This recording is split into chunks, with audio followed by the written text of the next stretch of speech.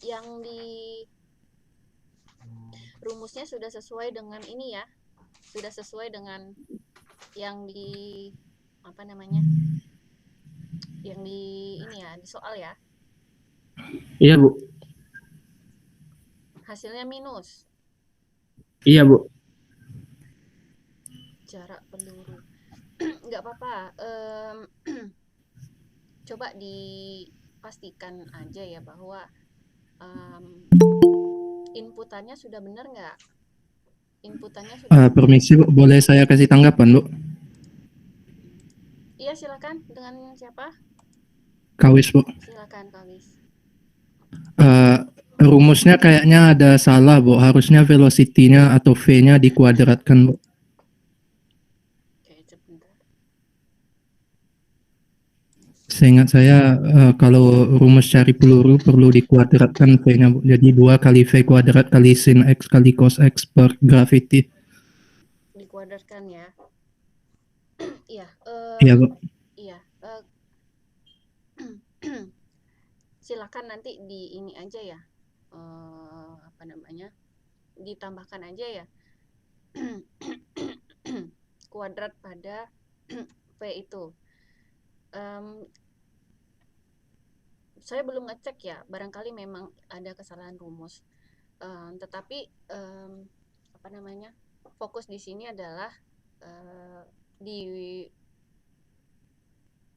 materi tersebut adalah mengenai apakah eh, pengambilan input ya, apakah sudah benar, kemudian cara mengeluarkan output apakah sudah benar, kemudian menggunakan ini, menggunakan operator, cara menggunakan operator, barangkali di sini operator matematika ya. Nah, itu apakah eh, sudah benar ya. Ya. Nah, untuk rumus sendiri saya belum ini ya, belum ngecek benar ya, apakah memang rumusnya salah. Nah, menurut Kawis memang ada kesalahan ya Kawis ya. Mungkin teman-teman bisa nanti coba di gunakan rumus yang Kawis bilang tadi ya. Seperti itu. Siapa tadi yang nanya? Saya, Bu. Siapa? Saya, Isan. Muhammad Alisan, Bu. Oke, ya begitu ya Isan ya. Eh, boleh boleh menyesuaikan nanti rumusnya dengan rumus yang Kawis bilang tadi ya. Kemudian um, fokuslah pada cara pengambilan inputan, cara mengeluarkan output, dan penggunaan operator. Oke, Baik, yang Bu. lain Terima kasih, Bu. Bu, mau tanya Bu, siapa? yang dikumpulkan Dedi Bu, Ya. yang dikumpulkan itu source-nya aja berarti Bu ya? eh, Bagaimana caranya saya bisa lihat dari source itu?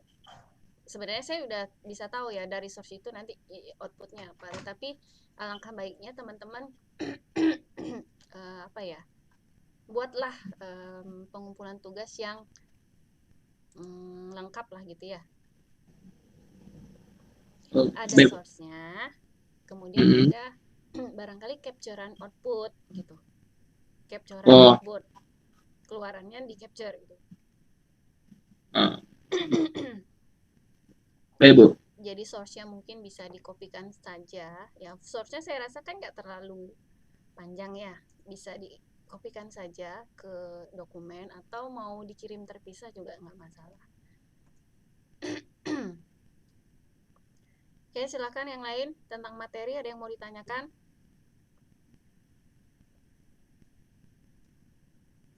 Oke, kayaknya nggak ada ya. Oke, kita lanjut ke materi pertemuan 6. Ini adalah salah satu, kalau menurut saya ya, salah satu petani kode ini adalah salah satu apa namanya ya, yang memberikan tutorial ya yang enak dibaca ya. Jadi tidak terlalu bahasa yang ada di tutorial petani kode ini tidak terlalu kaku gitu ya, tidak terlalu kaku sehingga saya suka gitu ya. Dan ini saya berikan ke teman-teman biar bisa memberikan gambaran tentang materi mengenai percabangan. Selain itu juga lengkap ya, sudah dijelaskan menggunakan gambar dan contoh program sekalian. Nah, teman-teman sudah membaca ya tadi ya? Sudah, Bu. Sudah, Bu. Oke. Nah, kita bahas sedikit mengenai percabangan ya, atau decision. Nah, kadangkala program itu harus memilih gitu ya. Misal lah gini, kemarin saya pernah menjelaskan tentang algoritma memasak telur ceplok gitu ya. Ada urutan-urutan memasak telur ceplok gitu ya. Pertama bahan sudah disiapkan, kemudian alat sudah disiapkan, hidupkan kompor, letakkan kuali atau pan gitu ya, kemudian kasih minyak, hidupkan kompor, kemudian kalau minyak sudah panas baru masukkan telur gitu kan. Biasanya begitu kan ya, kita ngecek dulu apakah minyak sudah panas belum. Kalau sudah, maka baru kita mulai menggoreng telur dadar atau ceplok telur gitu ya. Ada pengecekan kondisi, ada pengecekan situasi. Apa yang dilakukan ketika minyak belum panas? Maka kita belum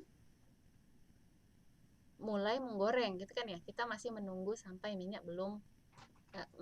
minyaknya panas dulu gitu ya. Kita menunggu itu. Setelah itu baru mulai menggoreng. Nah, pengecekan kondisi itu akan menghasilkan dua keputusan ya. Kalau minyak sudah panas, maka apa gitu kan ya, maka dilakukan A. Jika minyaknya belum panas, maka lakukan B. Seperti itu kan ya. Ya, Bu. Nah, Ya, Bu. Ya, Bu. inilah maksudnya percabangan ya. Program di suatu titik itu harus memilih mana statement yang harus dieksekusi sesuai dengan kondisi yang ada saat ini ya. Jadi kondisinya harus dicek dulu. Kalau dari contoh tadi adalah apakah minyak sudah panas, itu adalah kondisinya. Kemudian kalau sudah tahu kondisinya, maka statement atau keputusan yang diambil adalah berdasarkan kondisi tadi. Kalau minyak sudah panas apa, kalau belum apa gitu ya. Itu yang maksudnya percabangan. Program akan memiliki dua alur ya. Dua alur yang berbeda sesuai dengan kondisi. Kenapa dua alur? Kenapa saya bilang dua alur? Teman-teman boleh jawab?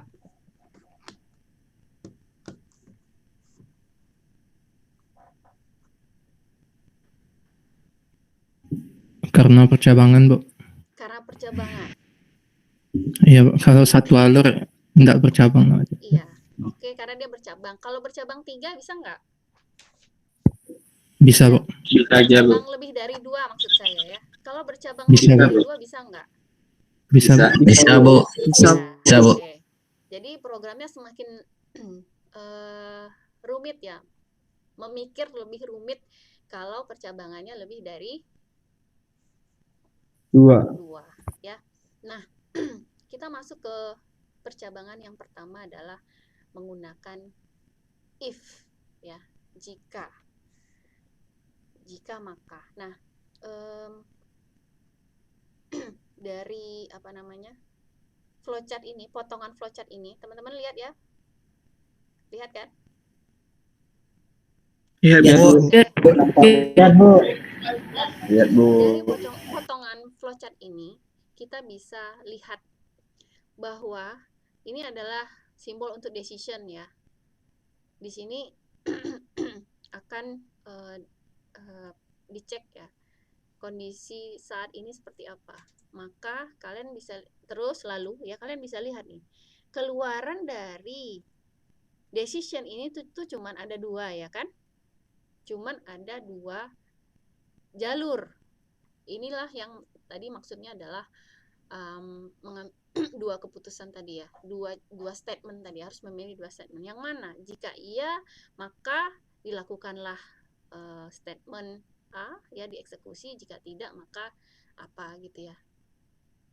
Seperti ini ya. Nah, inilah percabangan. Atau dalam bahasa lain disebut decision ya. Atau control flow kalau di sini. Nah, ada berbagai macam model percabangan yang bisa kita gunakan ya. Salah satunya adalah if, kemudian ada if else, kemudian ada switch case. Nah, masing-masing model percabangan itu memiliki karakteristik yang berbeda ya. Kalau if, kita masuk ke if ya.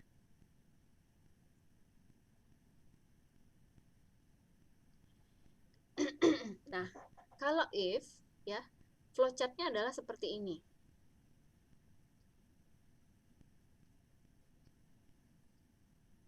Ya, ada dua kondisi. Kalau iya, maka lakukan apa? Kalau tidak, maka program akan melakukan statement yang lain. Ada dua kondisi. Oke, sebentar, saya mau baterai saya mau habis nih ya. Sebentar, saya colokin dulu.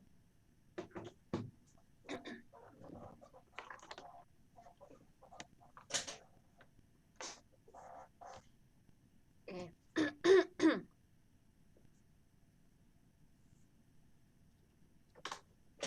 Nah, ini adalah contoh percabangan if. Jadi kalau ini yang ditanya adalah total belanja. Jika total belanja di atas 100.000 maka dapat hadiah gitu ya. Jika tidak maka tidak dapat hadiah, tetapi hanya mendapatkan ucapan terima kasih saja gitu ya. Kalau tidak di atas 100.000. Nah, ketika belanja di atas 100.000 mendapatkan hadiah, kemudian juga mendapatkan ucapan terima kasih. Alurnya seperti ini. Nih, sama-sama berakhir pada statement yang sama ya, yang ini kemudian end, selesai. Ya. Seperti ini. Ini adalah if. Nah, sampai di sini ada yang mau ditanyakan?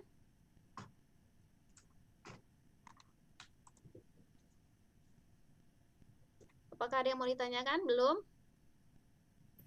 Belum, Bu. Oke, kita lanjut. Belum, Bu. Oke. Kita lanjut. Ini masih ada yang baru masuk nih. Nah.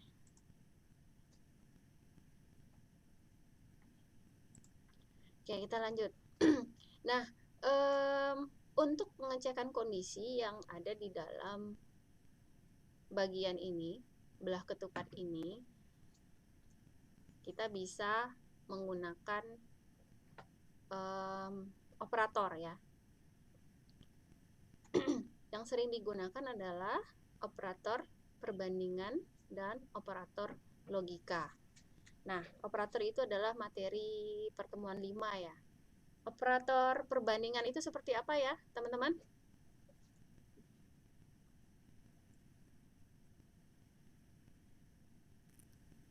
Operator perbandingan itu seperti apa? Yang seperti apa? Apa yang and or itu? Bukan, itu operator logika. Kalau perbandingan adalah sama dengan, tidak sama dengan, sama dengan, tidak sama dengan, ya kan? Apalagi? Kalau logika, operator logika adalah and, or, dan ada berbagai macam ya selain and. Oh, berarti yang sama dengan, tidak sama dengan, besar sama dengan, kecil sama dengan. Ya, itu operator perbandingan ya. Sama dengan, tidak sama dengan, besar sama dengan, kecil sama dengan, besar dari, kecil dari ya. Itu adalah operator perbandingan. Ya. Jadi yang ada di dalam blok sini adalah di dalam blok sini adalah biasanya adalah ada proses perbandingan ya, kemudian ada proses selain perbandingan itu juga menggunakan operator logika ya. Kadang-kadang itu ada dua kondisi yang harus dicek. Apakah misal nih untuk bisa masuk ke konten nonton bioskop gitu lah ya, nonton bioskop online misalnya ditanya umur ya, ditanya umur dan domisili negara gitu ya. Ditanya di sini, apakah usia Anda besar dari 18 tahun dan tidak, misalnya Indonesia di blok nih ya, tidak berdomisili di Indonesia. Kan itu ada dua ini ya. Ada dua keadaan yang harus dicek ya, adalah umurnya apakah lebih dari 18 tahun dan apakah tidak berdomisili di Indonesia gitu ya. Nah itu kan ada dan ya, ada dua kondisi yang harus dicek dan dua-duanya harus terpenuhi gitu. Nah seperti itu ya. Jadi di sini itu di percabangan ini ya, pengecekan percabangan itu biasanya adalah yang digunakan adalah operator perbandingan dan operator logika ya. Nah, jawaban yang didapat program di sinilah yang mempengaruhi apakah akan ke alur iya atau ke alur tidak. Seperti itu. Kalau contoh yang di sini kan hanya satu nih ya, total belanja di atas 100.000 itu hanya pengecekan satu kondisi saja ya. Nah, ada kalanya itu ada dua kondisi yang harus menjadi yang harus dipenuhi ya oleh program untuk dapat melewati flow ya, alur yang ini, yang iya ini. Oke. Ya, ini jadi ada kaitannya dengan operator kemarin. Silakan, ada yang mau ditanyakan? Enggak, belum ya. Ini untuk if ya, ada satu pengecekan. Nah, sudah dilihat, dibaca ini program yang ini? Sudah, Bu. Oke, boleh Sudah, Bu. saya dijelaskan? Ini apa? Silakan. Itu untuk judul, Bu. Untuk apa? Judul, Bu. Judul? Untuk header, Bu. Judul. Oh, ya, maksud ya betul. Ada apa di sini, pakai apa? Output, Bu. Operator output. Output ya. Kemudian ada ini judul apa ya? Judul teks lah ya untuk menampilkan outputnya tentang apa. Oke, ini apa? Cout dan cin, Pak. Cout dan cin. Oke, tadi ada yang kurang ini. Tadi ini judul. Kemudian ini apa? Variabel, Pak. Variabel, Bu. Ya, ini variabel gitu ya maksud saya. Tapi ini proses apa? Deklarasi variabel. Variabel. Oke. Kemudian ini adalah proses untuk mengambil inputan ya, total belanja. Total belanja menggunakan cin gitu ya. Yang ini adalah untuk nampilin teks aja ya, bahwa user diminta untuk menginputkan. Nah, ini adalah bagian percabangan tadi menggunakan if. Apakah total belanja di atas 100.000? Nah, ini tadi ya, ini yang dimaksud dengan operator perbandingan tadi ya. Ya, ini dicek apakah total belanja yang diinputkan itu besar dari 100.000. Maka kalau besar dari 100.000, keluarkanlah ini, Anda dapat hadiah ya. Dapat hadiah.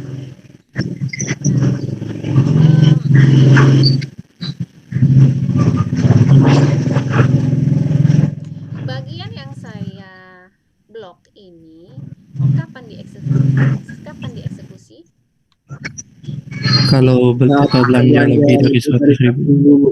Kalau total belanjanya memang terpenuhi ya. kondisi ini terpenuhi, total belanjanya di atas 100.000, barulah bagian blok program ini dieksekusi. Tetapi kalau inputan total belanjanya hanya 90.000 ini ya, maka bagian ini tidak akan dieksekusi, gitu ya. Artinya apa? Ini tidak dilewati gitu ya. Program itu akan langsung mengeksekusi statement yang ada di bawahnya. Ya, itulah maksud dari tadi ada percabangan, ada dua alur ya. Ini tidak dieksekusi kalau tidak terpenuhi kondisi yang atas. Ya, tetapi langsung ke statement berikutnya ya. Itu yang maksudnya percabangan ya. Ada alur yang dikerjakan, ada alur yang tidak dikerjakan berdasarkan kondisi ini tadi, apakah terpenuhi atau enggak ya. Itu menggunakan if. Nah, ada kalanya ini saya coba jalankan ya, kita copy, kita gunakan ini saja.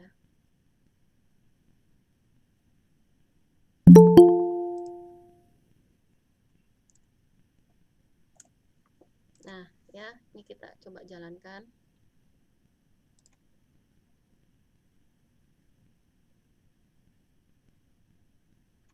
Tuh, 90.000. Ya, nah ini tidak dieksekusi. Sorry, ini tidak dieksekusi. Oke. Nah, bagian di dalam kurung kurawal if ini itu disebut dengan blok program.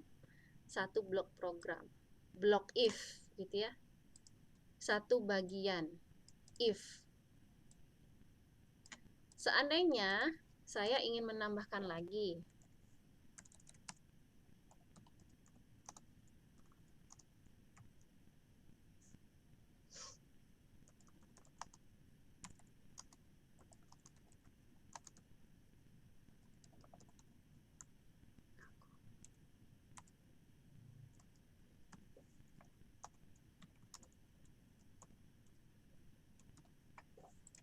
Oke.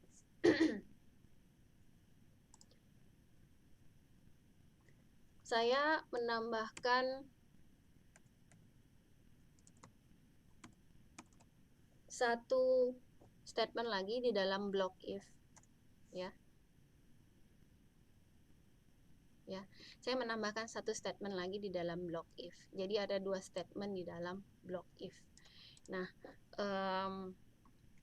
perlu diketahui bahwa jika ada beberapa statement di dalam blok if yang harus dieksekusi, itu jangan lupa gunakan kurung kurawal ya. Jangan lupa gunakan kurung kurawal.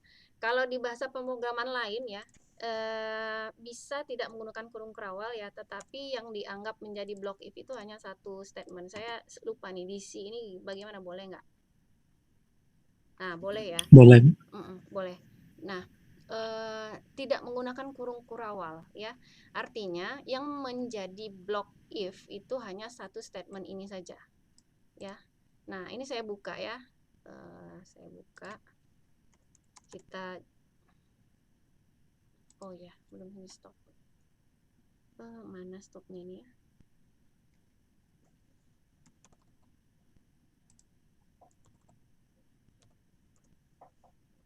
Nah, ini saya buka ya. Ini saya buka. Kemudian kita jalankan lagi. Nah, itu akan jadi aneh.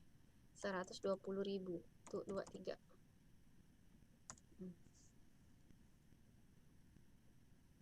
Oh, sebentar. Berarti saya masukin yang kecil dari ini ya.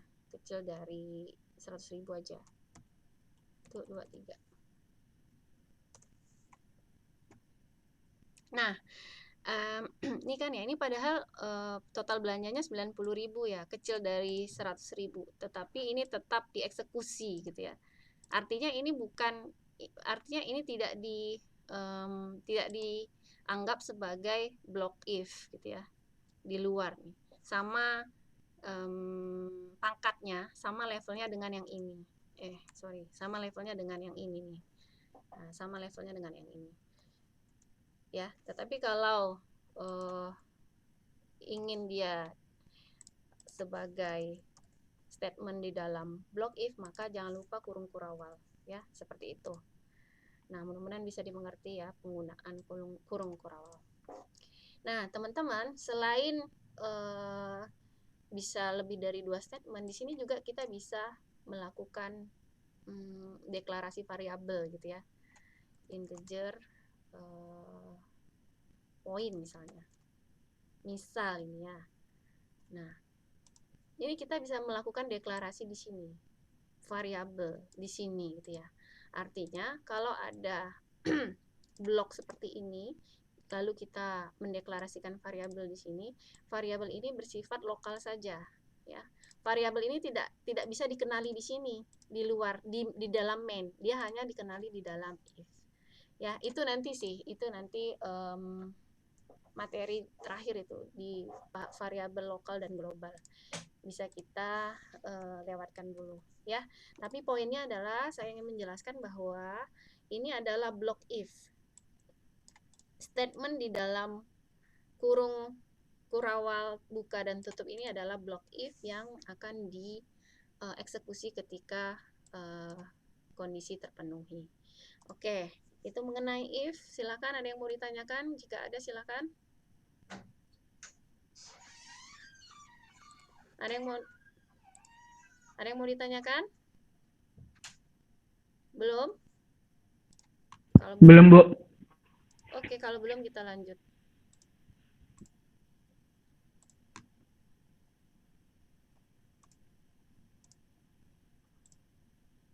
Nah, ini tadi ya, ini keluarannya ya. Ini bisa di skip saja ini. Nah, ini contoh keluarannya. Ini kalau nggak salah saya petani kode ini menjalankan di Linux kalau saya nggak salah. Oke, jadi itu ya tadi ya mengenai if. Kita lanjut. Nah, di sini juga ada ya, sudah dijelaskan. Kita lanjut ke percabangan model lain, yaitu percabangan if menggunakan else. Apa sih bedanya percabangan if dengan if else? Ada yang bisa jawab? Silahkan, sebelum saya barangkali ada yang ini yang else itu dijalankan kalau kondisinya tidak memenuhi if-nya, Bu. gimana, Kamis? Else itu dijalankan kalau kondisi if-nya tidak dipenuhi, Bu. Oke, else dijalankan ketika kondisi tidak terpenuhi gitu ya. Apa bedanya dengan yang tadi? Sebenarnya sama aja, Bu. Yang tadi code block di bawahnya dijalankan kalau else, Bu. Cuma kalau kita mau lebih spesifik bisa dideskripsikan langsung dengan else. Oke, yang lain ada lagi yang bisa yang mau menambahkan? Silahkan.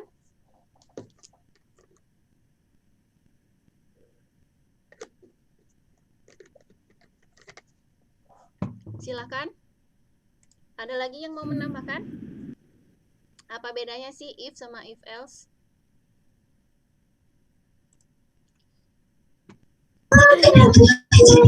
Kalau dalam if, pernyataan yang di dalam blok if akan dijalankan, Bu, jika kondisinya benar, dan kontrol diteruskan ke pernyataan berikutnya setelah blok if.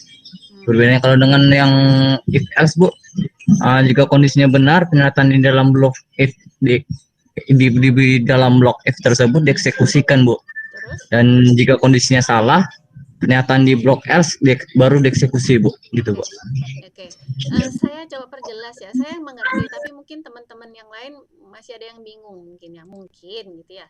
Nah, saya coba perjelas begini. Kita kembali ke atas ya. Kita kembali ke atas tadi. Nah, ketika menggunakan percabangan if gitu ya, hanya dicek dicek kondisi ini gitu ya.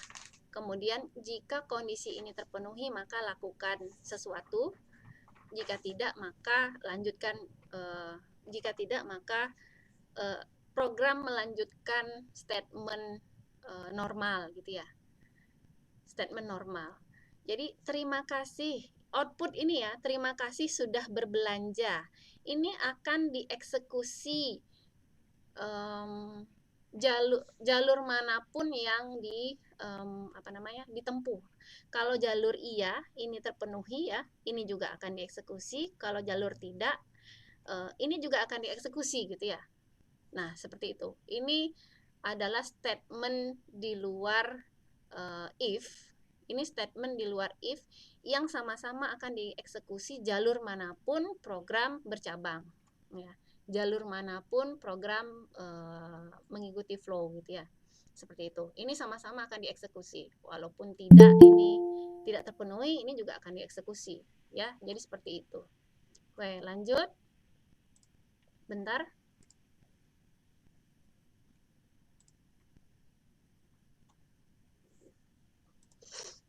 Nah, lanjut. Kemudian kita tadi if else. Agak berbeda di sini gitu ya. Kita lihat ini ada yang warna merah ya, warna merah agak orange ini. Jadi pada saat menggunakan else, jadi begini, apakah password benar? Kalau iya maka keluarkan tulisan selamat datang, kemudian lanjut ke terima kasih sudah menggunakan aplikasi. Nah, tetapi jika password tidak benar maka ada statement khusus yang harus dijalankan terlebih dahulu, yaitu informasi bahwa password salah gitu ya. Maka lalu lanjutkan program pada blok di luar if else, yaitu ini ya. Nah, ini ya perbedaannya adalah di sini, di kotak merah ini, output yang ini ya, di bagian ini. Ketika kita menggunakan else, ada blok khusus, ada statement khusus ya. Ada statement khusus yang hanya dieksekusi jika salah gitu ya. Tetapi enggak tadi kan, kalau if tadi tidak ada statement khusus ketika kondisi salah atau kondisi tidak terpenuhi. Nah, tetapi ketika menggunakan else kita bisa kita bisa tambahkan statement khusus jika kondisi ini tidak terpenuhi ya. Itu perbedaannya ya. Itu perbedaannya. Ada statement khusus yang yang dieksekusi ketika kondisi tidak terpenuhi. Nah, itu dia perbedaannya ya. Tetapi kalau if tadi itu tidak ada statement khusus yang dieksekusi ketika kondisi tidak terpenuhi ya. Perbedaan S itu adalah di situ. Nah, seperti itu. Nah, ini ya. Tetapi kalau salah maka pesan yang di blok merah yang akan ditampilkan. Jadi ada dua bagian lah. Ada bloknya yang if benar, ada bloknya yang if-nya salah atau tidak terpenuhi. Ada seperti itu gitu ya. Nah, itu perbedaannya. Mudah-mudahan dapat dimengerti ya. Nah, ini adalah contoh penggunaan else ya, seperti ini. Jadi ada dua blok ini. Ada dua blok statement untuk kondisi terpenuhi ya. Ini tadi, ini.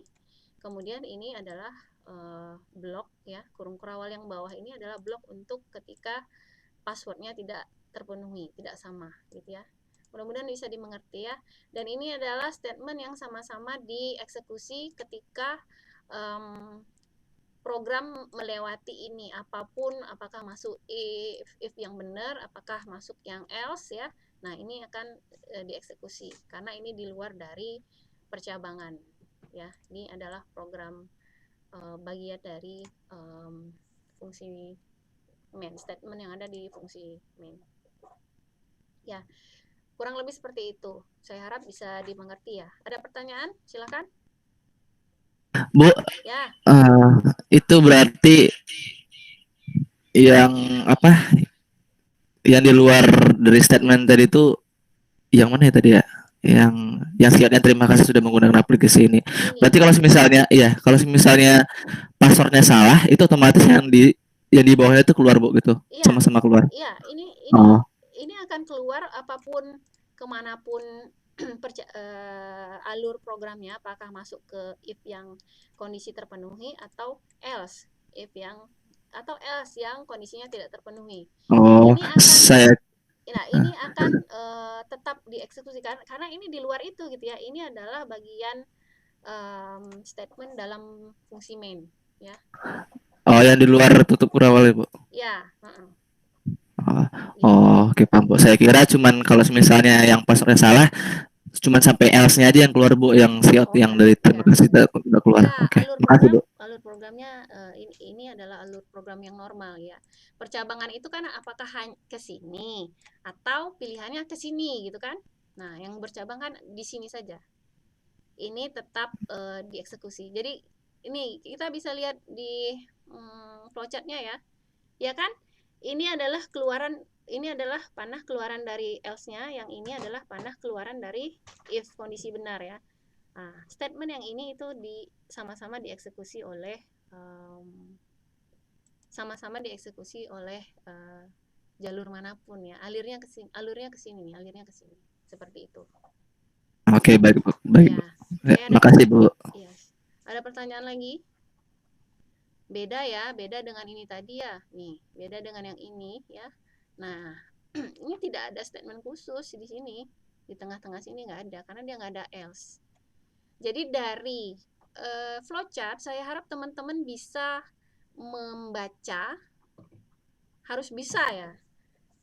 Kalau yang diperlihatkan flowchart, kalian harus bisa menebak, oh ini nih pakai if, oh ini nih pakai if else gitu ya. Nah, karena soal saya akan ada yang begitu-begitu. Nah, saya kasih bocoran ya. Dari flowchart, teman-teman harus bisa menebak ini ya, bahwa apa? Oh, ini if else ini. Nah, ini begitu ya. Oke, ada lagi yang mau ditanyakan?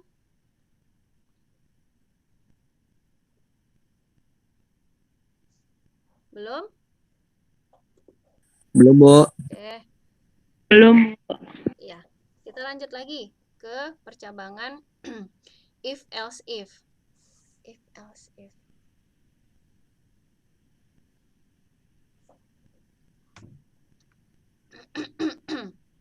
Nah,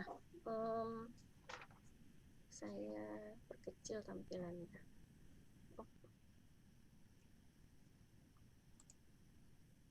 Coba diperhatikan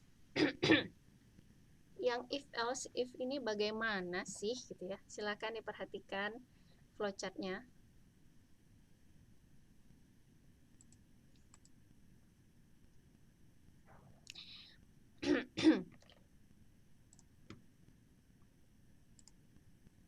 Oke, sudah diperhatikan? Sudah, Bu. Nah, Sudah, Bu. Jadi yang bagaimana lagi nih ya? Yang if else if ini bagaimana lagi sih gitu. Bu. Ya. Bukan sudah, Bu. Silakan, siapa namanya? Ridho Pratama Putra, Bu. Ya, silakan Ridho. Jadi kalau satu kondisi F belum terpenuhi, maka dia akan lanjut ke kondisi F ke bawahnya, Bu. Sampai seterusnya kayak gitu terus, sampai di F itu bernilai true. Itu doang sih, Bu. Oke. Oh ya, sebentar, saya sebelum lupa nih ya, saya siapkan presensi online yang khusus ikut khusus kelas share.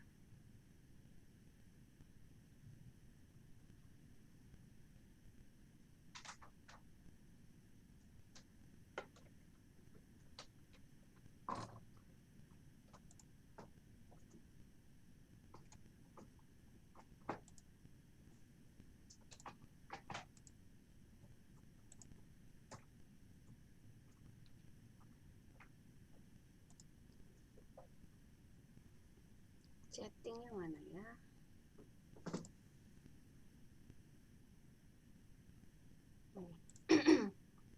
Oke, silakan yang ikut kelas online silakan mengisi presensi ya yang ada di sini. Silakan diakses, tuliskan ini hati-hati jangan bentrok. Oke. sambil kita ini lihat percabangan model ketiga, yaitu if else if. Nah, tadi siapa, Rido ya yang menjawab ya? Siapa tadi yang menjawab nih? Ya Bu, Rido Bu. Rido. Gimana tadi Rido? Jika satu kondisi belum terpenuhi, maka dia akan berlanjut ke kondisi if selanjutnya. Ya. Ya, jadi Nah, jika itu juga masih belum terpenuhi, maka tetap seperti itu kan Bu. iya. Sampai kondisi F-nya itu terpenuhi atau bernilai true. Nah, ya, jadi gini, ini kan keluar, ini adalah blok percabangannya ya. Ini adalah blok percabangannya. Nah, pada pengecekan pertama, kondisi percabangan pertama ini dicek ya apakah nilai lebih besar dari 90. Nah, kita lihat ini ada alur keluar yang tidak ya, yang false ya. Yang false itu diumpankan lagi ke percabangan ya. Ke percabangan selanjutnya if. Jadi kan ini udah if ya. Ini if, else-nya ini diumpankan lagi ke if lain ya. Else-nya ini diumpankan lagi ke if yang lain gitu ya. Nah, terakhir jika semua percabangan tidak terpenuhi, ya jika kondisi di semua percabangan tidak terpenuhi, maka akhirnya dia berakhir di kesimpulan bahwa grade-nya adalah F gitu ya. Ini ketika ini nggak terpenuhi ya, maka otomatis ya pasti ini gitu ya, statement yang dieksekusi adalah ini gitu ya.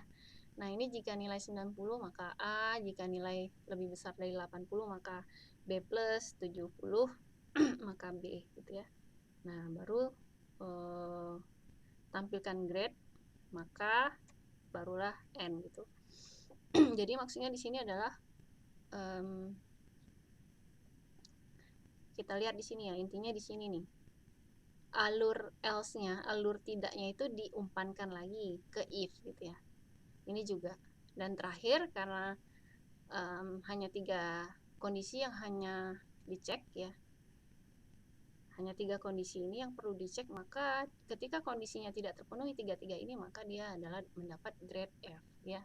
Grade F ini berarti ini tidak terpenuhi, ini tidak terpenuhi, ini tidak terpenuhi. Maka dia masuk ke statement else. Statement else-nya ini ya. Seperti itu. Nah, kita lihat programnya seperti apa sih. Nah, ini seperti ini programnya ya. Nah, seperti ini, if maka else if gitu ya. Oke, saya admit dulu nih, ada yang masuk, baru masuk. Oke, seperti itu. Ada yang mau ditanyakan untuk else, if else if? Bagian else-nya itu nyambung ya, bagian else-nya itu nyambung ke pengecekan selanjutnya ya. Jadi ada beberapa pengecekan tetapi dia serangkaian, bukan terpisah. Oke, mudah-mudahan bisa dimengerti ya yang ini. Ya Bu. Ya Bu. Kita lanjut ke switch case ya. Ini merupakan percabangan else, if else if ya.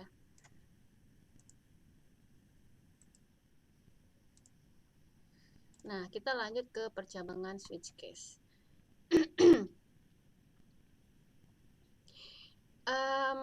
Percabangan switch case ini adalah bentuk lain ya dari if else.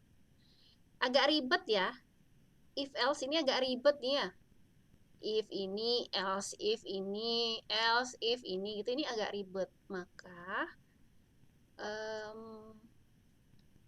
if else ini bisa kita bisa kita persingkat ya menggunakan percabangan cara lain, yaitu percabangan switch case. Nah, ini adalah struktur percabangan switch case. Tetapi Apa bedanya dengan switch case dengan if itu, walaupun dia adalah bentuk lain tetapi dia apa namanya, ada karakteristik khusus gitu ya, ada karakteristik khusus. Apa karakteristik khususnya? Barangkali ada yang sudah tahu. Dia tidak bisa menggunakan perbandingan lebih besar atau lebih kecil dari, Iya, cuma sama dengan NAT aja, Pak. iya. Ada yang lagi yang lain? Terus yang kedua adalah dia tidak bisa digunakan untuk pengecekan kondisi yang lebih dari satu ya. Maksud saya tadi seperti yang saya contohkan, kalau untuk bisa mengakses video online, bioskop online itu usia yang dicek itu misalnya adalah usia dan lokasi. Itu kan ada dua tuh yang dicek ya. Apakah usia lebih besar dari Iya, Bu. 18 dan apakah lokasi adalah Indonesia. Itu kan ada dua ya. Nah, itu tidak bisa dilakukan menggunakan switch case ya. Jadi switch case ini memang bentuk lain dari if else if, tetapi ada karakteristik khusus ya yang bisa dicek pada switch case itu hanya nilai-nilai tertentu saja ya, nilai-nilai tertentu saja. Apa nilainya?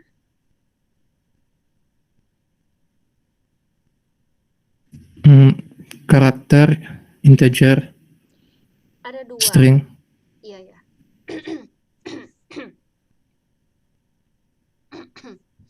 Ya, hanya terbatas pada value yang ada di case ini itu cuman terbatas ya. Tidak bisa floating apa? Bilangan berkoma ya. Nilai float itu nggak bisa gitu ya. Jadi yang bisa dicek di sini itu hanya karakter, integer gitu ya, dan hanya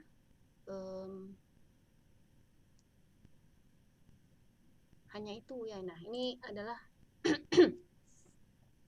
contoh penggunaan ya, contoh penggunaan case gitu ya. Nah, lihat ya, ini adalah tipe-tipe data ya yang bisa dicek. Di sini adalah karakter ya. Ya, jadi dia ini nggak bisa lebih dari, kecil dari, kurang dari, besar dari gitu ya. Nggak bisa pakai operator perbandingan. Kalau sudah menggunakan switch case itu artinya adalah hanya operator saya ralat ya. Ketika menggunakan switch case, kita tidak bisa menggunakan operator perbandingan yang kecil dari, besar sama dengan, kecil sama dengan gitu ya. Itu nggak bisa digunakan. Yang bisa digunakan adalah perbandingan sama dengan dan kalau saya nggak salah tidak sama dengan ya. Hanya itu yang bisa, atau sama dengan aja ya. Hanya itu operator perbandingan yang bisa digunakan. Ya. Seperti ini ya. Walaupun dia bentuk lain dari percabangan else-is ya, tetapi terbatas. Kondisi yang bisa dicek oleh case itu terbatas ya. Dan tipe datanya juga terbatas. Oke, jangan lupa ada beberapa catatan lain ya yang harus digunakan, yang harus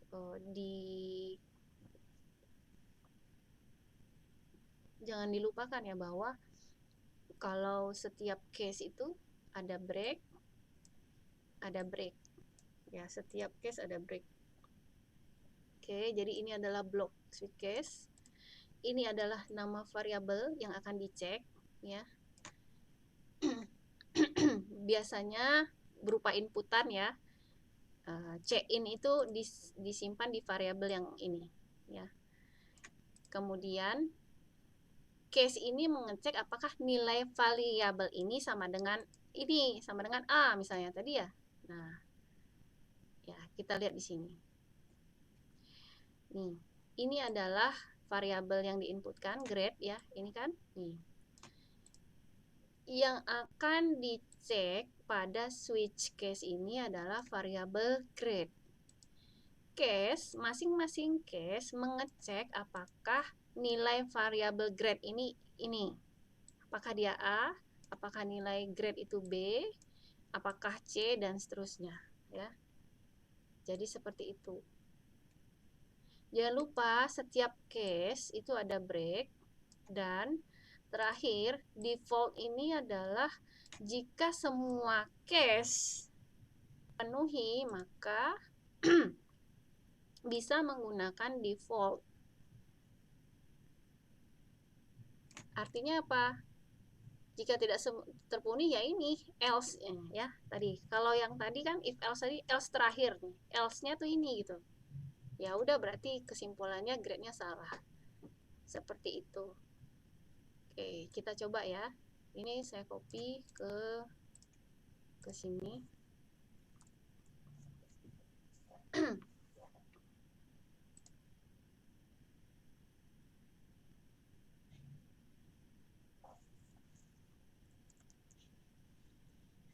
Coba saya masukkan yang X. Ini ya. Karena seluruh case ini tidak terpenuhi, maka dia ke default. Kalau saya nggak salah ini default bisa tidak kita pakai. Kita tutup ya.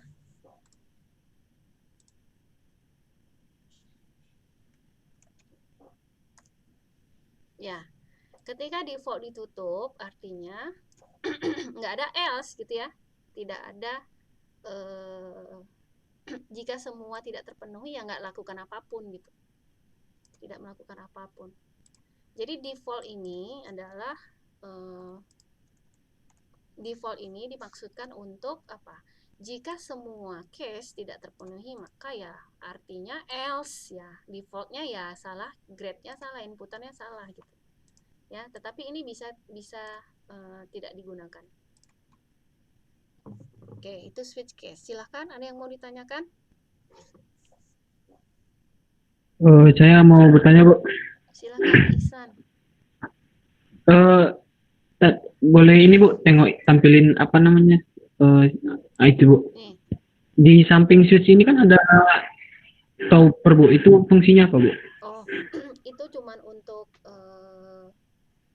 convert ya. Convert, saya run lagi.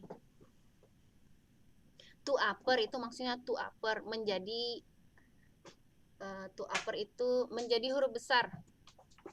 Jadi kalau saya masukin X kecil tuh ya, maka dia akan di convert ke huruf kapital gitu maksudnya. To upper itu untuk convert aja. Jadi ada berbagai konversi karakter atau string yang disediakan oleh C ya, salah satunya adalah ini to upper ya. Kalau di Word itu kan ada tuh, kita ngetik salah ketik tinggal caps lock semua misalnya gitu kan ya, bisa dikonversi jadi huruf kecil semua gitu kan kalau di Word kan. Nah kurang lebih seperti itu gitu ya. Bisa dimengerti, Ihsan?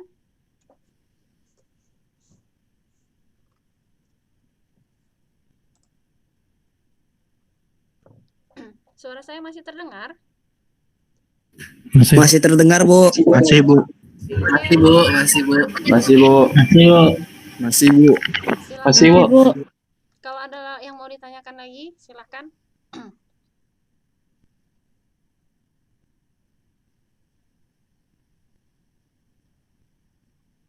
Kayaknya belum ada deh, Bu. Belum ada ya.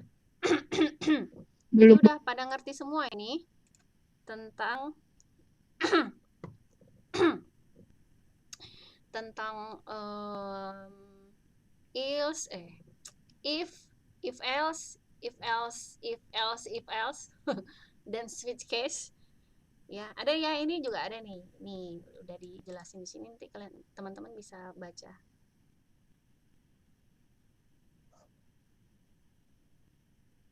Ya, jadi saya suka di petani kode ini karena dia benar-benar nih jelasin semuanya dengan benar-benar jelas, kemudian sudah disediakan contoh juga gitu ya program. Nah itu saya suka nih pakai petani kode, pengennya saya buat kayak gini juga nih.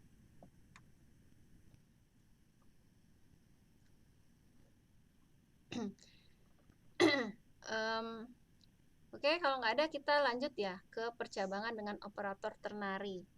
Nah ini silakan kalian baca dulu sebentar ya. Oke,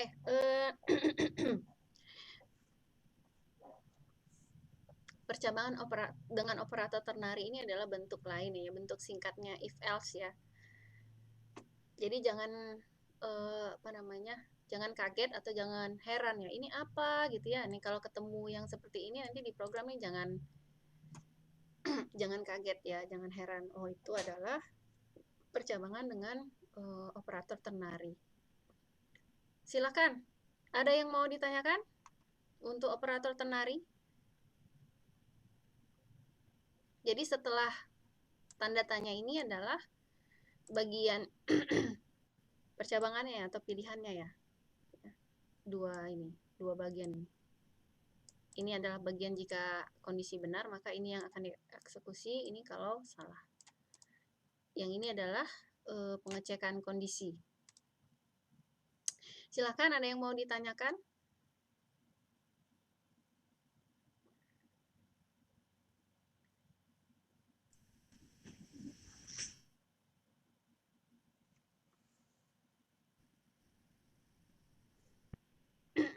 Belum? Belum, Bu. Belum. Materi kita sampai di 5. Ini adalah materi nanti pertemuan 7 ya. Nested if. Nested if. Ini adalah materi pertemuan 7 ya. Nah, kita sampai di pertemuan ini. Silakan teman-teman baca kembali. Jika ada yang mau ditanyakan, silakan ditanyakan. Berarti gampang ya ininya ya. Materinya gampang lah ya. Bisa dimengerti semua lah ya. Ya. Bisa, Bu. Bisa. Bu, permisi mau bertanya. Oh ya, silakan. Bisa, Bu. Ya. Misalnya gitu. Michelle, silakan. Percabangan si case-nya. Yang saya mau tanyakan itu pendefinisian sederhananya gimana, Bu? Soalnya kan itu lebih contoh ya di si case-nya. Ya, pendefinisian sederhana tentang switch case ya. Jadi gini, ada beberapa cara untuk mengecek kondisi ya. Mengecek kondisi pada program atau melakukan percabangan lah pada program ya. Cara pertama adalah menggunakan if. Cara kedua menggunakan if else. Kemudian cara satu lagi menggunakan switch case ya. Nah, ada berbagai macam ketentuan ya. Masing-masing metode percabangan tadi ya, if else, switch case itu memiliki karakteristik yang yang spesifik gitu ya. Kapan switch case digunakan? Switch case digunakan ketika kondisi yang mau dicek itu adalah banyak ya. Ada banyak kondisi yang mau dicek dan parameter atau variabel yang mau dicek itu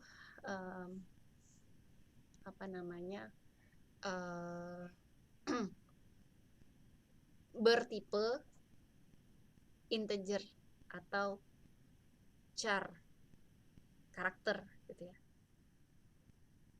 Itu kapan kita menggunakan switch case. Mungkin juga tidak tergambar ya. Nah, saya coba buka. Oke. Sebentar, saya stop screen dulu.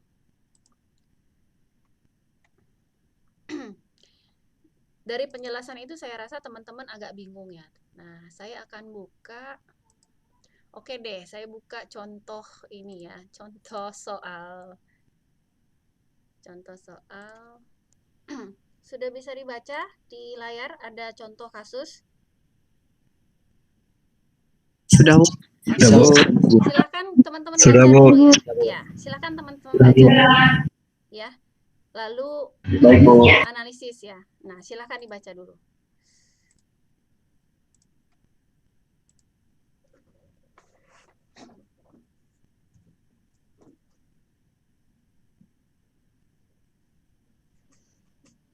Oke, udah? Sudah, Bu. Nah, Sudah, Bu. oke, dari contoh soal ini yang mau harapan ya atau permintaan dari soal ini adalah teman-teman melakukan analisa ya kebutuhan program, meliputi kebutuhan variabel, kebutuhan percabangan, sampai di situ lah ya, karena perulangan dan fungsi atau prosedur itu belum kita pelajari. Ini adalah contoh soal UTS saya nih ya, berarti besok saya harus keluarkan soal ini dari bukan UTS, UAS ya, contoh soal UAS nih salah satu ya. Nah, kita jawab yuk. Yang pertama adalah analisa kebutuhan variabel ya, variabel. Program digunakan untuk mencetak laporan kinerja dari 70 orang pegawai pada CV Maju Tak Gentar untuk periode 2014. Pihak manajemen CV ya tersebut menginginkan informasi yang tampil pada laporan adalah nama pegawai, NIP, jumlah jam kerja beserta grade. Ya, grade itu didapatkan dari hasil penilaian.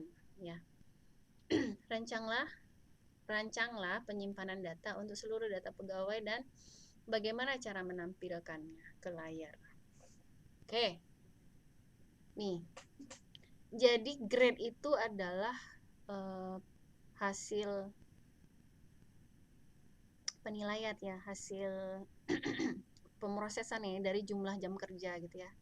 Kalau jam kerjanya kecil dari 10 jam maka dia C, lebih dari 10 jam maka dia ini lebih dari 10 jam dan kecil dari 35 maka dia B gitu ya. Mungkin setelahnya besar dari 35 grade-nya adalah A, EPS grade-nya adalah A ya, seperti itu. Nah, jadi nih kalau ada yang begini nih ya, ada 70 orang pegawai, kemudian yang mau disimpan datanya adalah nama pegawai, NIP, jumlah jam kerja, beserta grade. Teman-teman kira-kira variabelnya apa nih? If else if, Bu. Bukan, bentar. Variabel dulu, belum percabangan.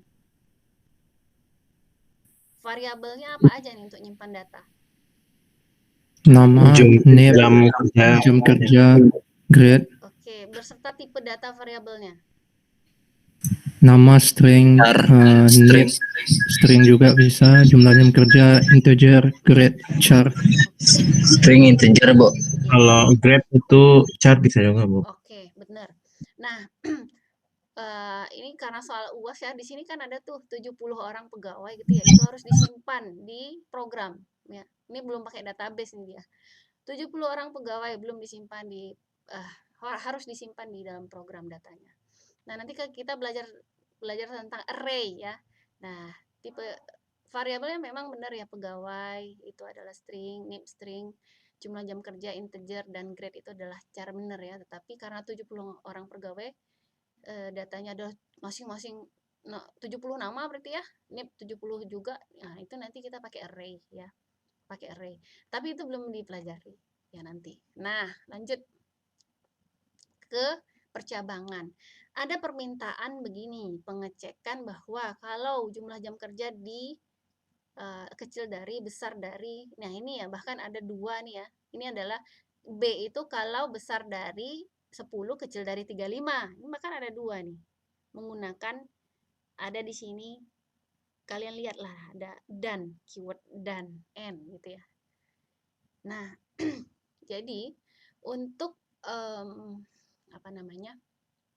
memutuskan percabangan yang bisa dipakai itu apa, itu adalah berdasarkan kasus atau berdasarkan kebutuhan gitu ya. Kita lihat di sini permintaan di sini adalah ini harus ada pengecekan. Dial kecil dari, besar dari gitu ya, dan ada pula dan di sini n itu jelas-jelas tidak bisa pakai switch case. Ya, jelas-jelas nggak bisa pakai switch case. Gitu ya. Ya, jadi teman-teman harus bisa menganalisa kebutuhan ininya, kebutuhan percabangannya seperti apa. Ini loh ada ini. Tadi kan kita berbicara bahwa kalau switch case itu nggak ada kecil dari, besar sama dengan, kecil sama dengan, nggak ada and, nggak ada or. Switch case nggak bisa pakai itu gitu ya. Berarti ini adalah jelas-jelas dia tidak bisa pakai switch case. Lanjut. Berarti ada kemungkinan dia pakai if atau if else ya. Iya kan? Jadi pakai if atau if else nih? If else, Bu. Else, Bu. Kenapa? Harus, Bu. Kenapa? Karena memiliki perbandingan, Bu. If juga memiliki Karena ada perbandingan. dua kondisi, Pak. Karena ada dua kondisi. Iya, karena ada lebih dari satu kondisi. Bahkan akan banyak nih nanti kalau kayak grade-nya A, B, C, D, E, F gitu ya. Akan banyak kondisinya yang harus dicek. Nggak mungkin if saja gitu ya, pasti if else. Pasti itu gitu ya. Ya, jadi kita memutuskan percabangan itu dari kasus pemrogramannya tuh apa sih yang mau yang mau diselesaikan. Oke. Ya, pakai case kapan? Nah, saya jadi buka ini saya nih. Soal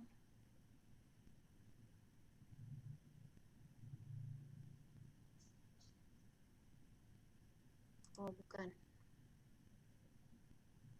Kapan pakai case? Saya harus nyari dulu nih, lupa saya di mana yang mana.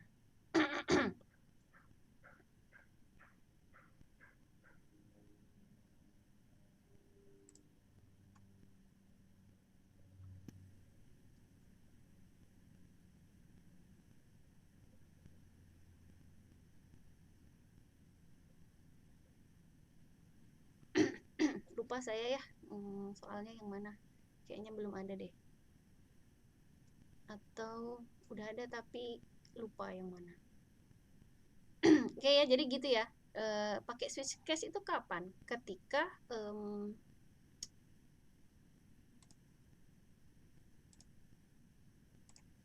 pakai switch case itu kapan ya? Ketika jelas ya yang mau dibandingkan itu hanya satu variabel saja, tidak ada perbandingan besar dari, kecil dari, hanya ada pengecekan dia apakah sama dengan gitu ya, dan yang mau dicek itu tipe datanya adalah char atau int. Saya string masih ini nih, coba aja deh string bisa nggak, kita coba ya. Jadi teman-teman, saya kalau ditanya string beda nih kalau nanti saya ini lagi cek lagi apakah string bisa di switch case di C atau enggak. Karena inputan string ini nggak bisa pakai cin setahu saya. Itu nanti ya. Yang pasti case itu dia adalah integer dan atau karakter ya. Seperti itu.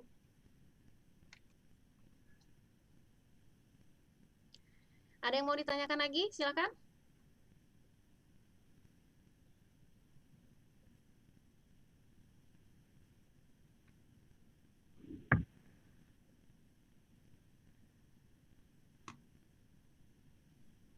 Bu, izin bertanya, Bu. Silakan, siapa? Gunawan.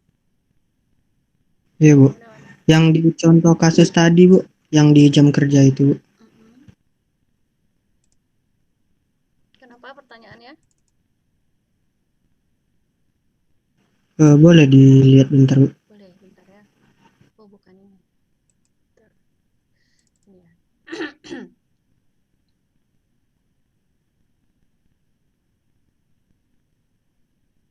Iya, ini. Itu kan Bu, jumlah jam kerjanya lebih kecil dari 10, terus jam kerja lebih besar dari 10, dan jumlah kerja lebih kecil dari 35. Berarti kan jumlah kerja lebih kecil dari 10 berarti dari 1 sampai 9 kan Bu. Terus yang satu lagi dari 11 sampai 34. Jadi kalau 10 gimana Bu? Iya, 10 belum diakomodir di sini. 10 nggak ada ini, nggak masuk kemana-mana berarti dia. Kalau di sini, kalau sesuai ketentuan. Oh iya Bu. Iya. Berarti kalau untuk di shortcode-nya tuh gimana Bu? Ah, Nanti tampilan output-nya gimana Bu? iya. Ya, kalau 10, kalau sesuai contoh, kalau sesuai soal ya, 10 itu tidak bisa diakomodir di mana-mana ya. Nah, kalau 10 ya nggak diakomodir. Kalau anggaplah soal ini tidak ada yang salah gitu ya. Anggaplah soal ini tidak ada yang salah, maka 10 tidak diakomodir di mana-mana. 10 itu tidak merupakan grade mana-mana. Seperti itu kalau di soal ini ya. Nah, kalian bisa memberikan catatan gitu ya. Ibu, ini saya tambahkan kecil sama dengan besar sama dengan 10 Bu untuk yang C, karena di soal Ibu untuk jam kerja 10 jam belum terakomodir ya. Kalian bisa kasih catatan seperti itu gitu ya. Oke Bu. Ya. Oke, silakan, ada lagi?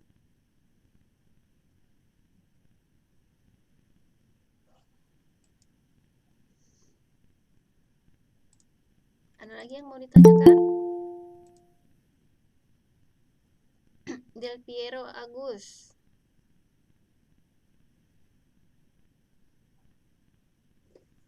Baru masuk Del Piero Agus, dari mana? Sambil yang lain kalau ada yang mau ditanyakan silakan ya. Baik Bu. Yang dari Rek B, Rabu malam, beberapa ada yang bergabung ke sini ya. Memang sedang gimana, hari Sabtu pagi biasanya memang ini kosong jadwalnya, kerjaannya dan seterusnya, seperti apa? Iya, Bu. Siang, Bu, ada aljabar. Oh, ada aljabar siang. Memang jadwalnya siang, yang malam nih, yang kelas malam. Maksudnya, Bu, A2, Bu. Oh, Bukan yang... kamu A2. Iya, Bu. Kamu bukan yang Rabu ya, Rabu malam ya, Farhan. Iya, Bu, saya A2, Bu. Nah, kalau online meeting hari Sabtu jam 9 ini, Kawis nih ya kan, Kawis ambil kelas malam ya, Kawis? Ya, Bu. Memang lagi kosong, nggak ada kerjaan atau apa nih? Setiap Rabu ataukah hanya hari ini saja nih, karena kebetulan? Maksudnya Bu, maaf Bu. Kan Kawis sebenarnya kan kelas malam ya. Saya sebenarnya untuk kelas malam agak khawatir gitu kalau saya selenggarakan Sabtu pagi ada banyak yang nggak bisa. Tapi kan kebetulan Kawis bisa masuk ya di kelas saya jam 9 tadi ya, jam 9.45 online gitu ya. Apakah memang di setiap Sabtu itu bisa terus karena jadwal kosong atau apa gitu, atau hanya kebetulan saja di Sabtu ini gitu kira-kira? Saya libur Sabtu Minggu Bu, Oh, kerja. Sabtu Minggu libur ya. Gitu. Yang lain yang Rabu bagaimana?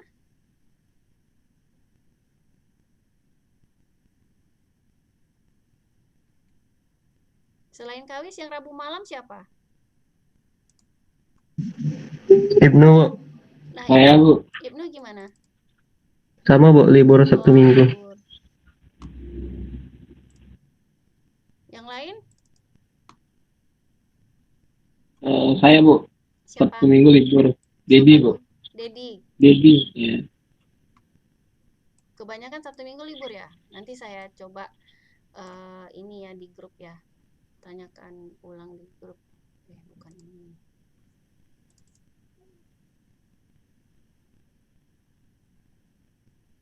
Oke, nah sekaligus saya mau mengkonfirmasi ya kemarin mengenai identifier ya. Jadi ada kesalahan nih yang harus direvisi ya. Saya diingatkan oleh Kawis kemarin bahwa untuk identifier itu sebentar ya. Untuk identifier di C itu untuk dolar ini ya, simbol dolar itu boleh digunakan ya. Jadi tidak ada ini ya, harus direvisi nih. Jadi simbol ini tidak masalah digunakan pada identifier di posisi manapun ya. Kalau di sini kan disampaikan bahwa tidak boleh ya, tapi salah ya. Boleh ya, kita coba. Ini saya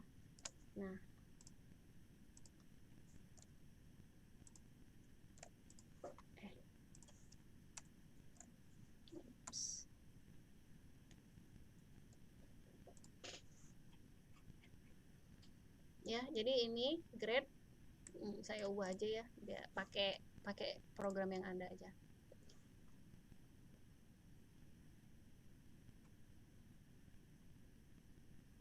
Udah di-run belum sih?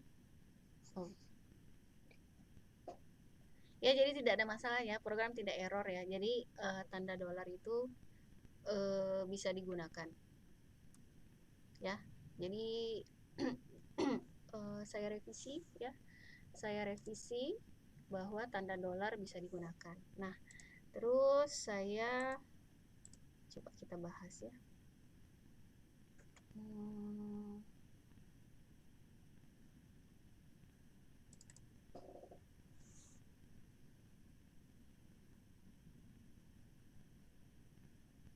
Nah, nih kita bahas. Ini kemarin tugas yang kemarin ya, tugas di pertemuan berapa nih, saya lupa. Iya nggak? Benar nggak? Atau Iya, beda? Bu. Iya, Bu. Benar ya, Iya, kita bahas. Kalau nggak Keempat ya. Pilihlah identifier yang benar dari pilihan di bawah ini. Ini benar nggak? Salah, Bu. Salah. Kenapa salah? Salah, Bu. Karena diawali dengan angka, Bu. Nggak boleh ya. Angka boleh digunakan? Di dalam, Tidak, Bu. enggak di awal. Boleh digunakan, tetapi tidak Boleh digunakan tapi enggak di awal. Tidak Di awal. Di awal, Bu. Boleh di tengah, di belakang. Di awal, Bu. Oke. Maaf. Ini Boleh banget. benar? Apakah Betul, Bu. benar ya? Benar, Betul, Bu. Betul, Bu. Kita tadi udah nyoba bahwa ini nggak ada masalah. Ini bolehkah jadi Salah, identifier? salah, Bu. Boleh, Bu. Hah? Salah, Bu. Nggak boleh, Bu, karena reserved word. Ya, karena reserve word. Ini boleh? Boleh. Boleh. Hah? Boleh, Bu. Boleh. Ini Boleh, Bu. boleh? Boleh. Boleh. Ini boleh? Boleh, Bu. Boleh? Boleh, Bu. Enggak. Boleh. Boleh. Boleh. Ini boleh? Boleh. Boleh, Bu. Boleh. Nul? Enggak. Boleh nggak Nul? Tidak. Boleh, Bu. Boleh, Bu. Enggak. Tidak. Coba ya. Boleh, Bu. Saya agak ragu nih, di C boleh nggak? Karena saya ini Dia case sensitif namanya, Bu. case sensitif. Saya Jadi kalau nol huruf besar enggak boleh, Bu. gitu. Saya agak ragu nih. Saya itu ngajar algoritma itu ada 2 ya. Pernah ngajar juga lebih sering ngajar di bahasa Java sebenarnya. Mirip-mirip sih, tapi ada yang berbeda dikit ya. Mana tadi? Nah, kita coba di sini.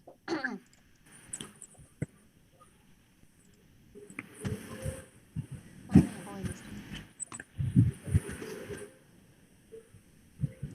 Oke, coba ya bikin langsung ya. Integer 0. Nah, boleh nggak kalau di sini? Kalau run dia berhasil berarti boleh. Oh, boleh. Kata Kawis gimana Kawis? Dia case sensitif, Bu. Nol di C++ nolnya huruf besar, Bu. Kalau mau deklarasi nol.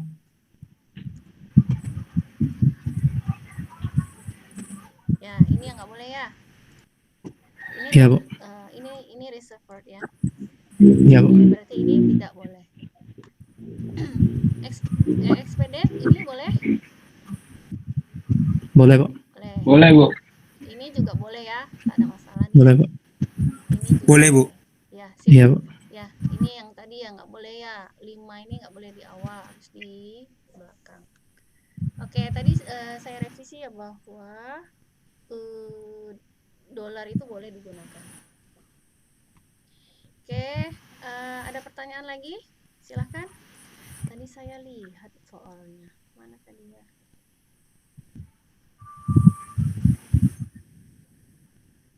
Silakan ya, kalau ada yang mau ditanyakan. Oh, ini nih.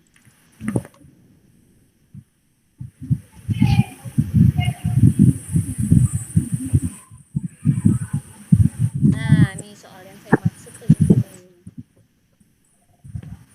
Nih ada soal kasus lain nih. Coba dibaca dulu ya. Nah, tentukan variabelnya apa saja dan jenis percabangan yang dibutuhkan apa.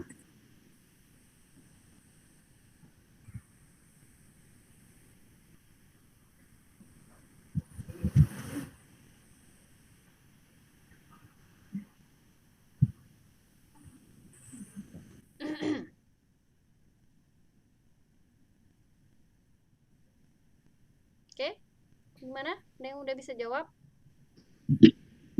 Pertama deklarasi variabelnya dulu. Ya, variabelnya tipe dan kebutuhan variabelnya seperti apa nih kira-kira? Bagusnya untuk datanya array mahasiswa, objeknya mahasiswa. Jadi diambil satu-satu properti dari mahasiswanya, Bu. Oke, ada data mahasiswa ya, ada data nama ya, ada Iya, Bu. nama, kemudian ada nilai, ada 2 nilai nih yang harus disimpan ya. Oke, ini kalau kita belum pakai objek lah nih Kawis, pakai variabel biasa aja Kawis. Ini apa nih berarti? Array string, String, yang ini adalah array integer, kalau nggak bisa koma, integer. Kalau integer juga, Bu. Satu lagi. Oke, ya. Nah, ini sebenarnya kayak tadi ya, ini sebenarnya soal UAS nih ya, saya buka. Nah, untuk variabel kita harus lihat ya. Di sini ada nama mahasiswa nih, ada Unya, Usra, Ucrit. Nah, dari data yang contoh data ini yang akan disimpan itu jelas bahwa yang mau digunakan itu adalah yang mau disimpan itu adalah data string ya. Kemudian yang ini adalah data integer gitu ya. Nah, jadi jelas ya kita butuh variabel nama mahasiswa bertipe string, kita butuh variabel nilai bahasa Inggris bertipe integer dan nilai apro bertipe integer ya. Kita lihat dari sini gitu loh. Ada kalanya program itu meminta NIM juga, nomor induk mahasiswa. Nah, teman-teman, nomor induk mahasiswa itu juga yang datanya adalah angka ya, benar nggak? Angka kan? Iya, Bu. Ya. Yang saya tanyakan begini. Kira-kira kalau untuk NIM, nomor KTP, nomor telepon itu apa ya tipe datanya ya? Kira-kira tipe datanya apa? String aja boleh, Bu. Yang lain? Integer. Integer apa string? Ada 2 nih. Tipe data untuk menyimpan NIM, nomor KTP, telepon. String, Bu. Kenapa pakai string? Karena kita tidak mau melakukan operasi matematika ke datanya, Bu. Jadi kurang efektif pakai integer. Ya. Saya sambil admin ada yang baru mau masuk. Siapa tadi yang mau masuk? Kok hilang?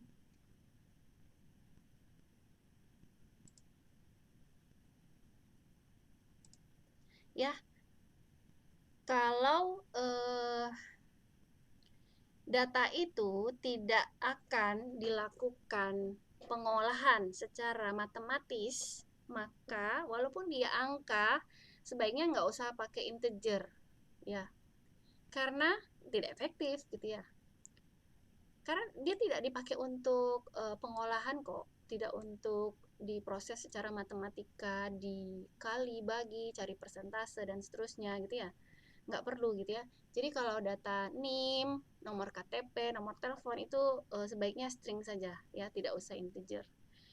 Karena memang tidak diperlukan gitu ya rekan-rekan, pertimbangannya ya.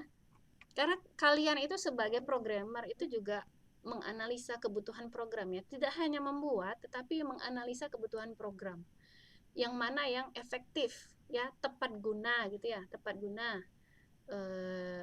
digunakan sebagai variabel, digunakan sebagai percabangan atau perulangan nanti dan seterusnya gitu ya.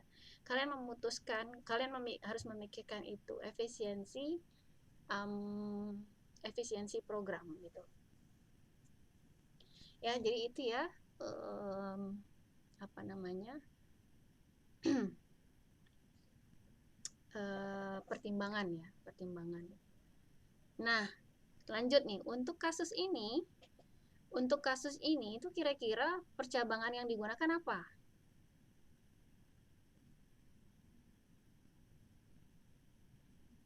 Permintaannya adalah melakukan perhitungan sebentar. Mencari Kayaknya nilai nggak perlu tertinggi. percabangan, Mbak. Hah? Gimana? Kayaknya nggak perlu percabangan, Mbak. Nggak perlu percabangan. Masa iya nggak perlu percabangan? Coba kita baca. Programmer diminta untuk mengolah data nilai, yaitu melakukan perhitungan nilai rata-rata setiap mata kuliah dan mencari nilai tertinggi. Nah, coba Oh, oke, Pak. lihat. Oke, Pak. Ya. Nah, di sini kebutuhannya, percabangannya di sini nih, untuk mencari nilai tertinggi itu harus dicek kan? Ini apakah lebih besar dari ini, apakah lebih besar dari ini ya. Itu ya percabangannya nanti dipakaikan di sini. Digunakan di sini untuk mencari nilai tertinggi. Ya, seperti itu ya. Jadi lebih kurang tugas programmer ya nanti di capaian akhir mata kuliah ini adalah teman-teman bisa paling tidak ya menganalisa kebutuhan program seperti ini tuh butuh apa ya. Jadi memprogram itu tidak langsung membuat coding ya di C++, Java dan seterusnya, tidak langsung membuat coding, tetapi ada seperti yang saya sampaikan di pertemuan 1 ya, tetapi ada proses analisa kebutuhan dulu gitu ya. Ini adalah deskripsi kasus gitu ya. Oh, dari sini tuh, oh ini perlu ini gitu ya. Jadi teman-teman harus mengerti dulu dari deskripsi kasus tertentu itu kebutuhannya apa. Baru dari situ teman-teman membuat program ya. Ada alurnya gitu ya. Utak-atik dulu, pikirkan dulu bahwa apa yang dibutuhkan, barulah mulai melakukan coding. Ya. Ada lagi yang mau ditanyakan? Nih kalau saya lanjut nih masih dari pertemuan-pertemuan sebelumnya juga nggak apa-apa ya kalau mau ditanyakan. Saya nggak setiap pertemuan itu ada ini ya, ada apa namanya ya, ada online meeting ya, jadi silakan dimanfaatkan. Kita review juga dikit-dikit nih dari pertemuan yang lalu. Oh ini nanti belum.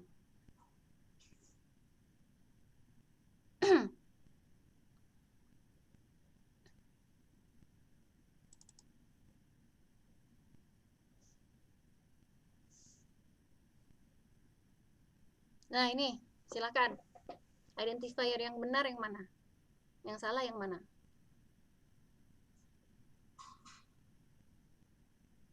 Satu kode salah, Bu.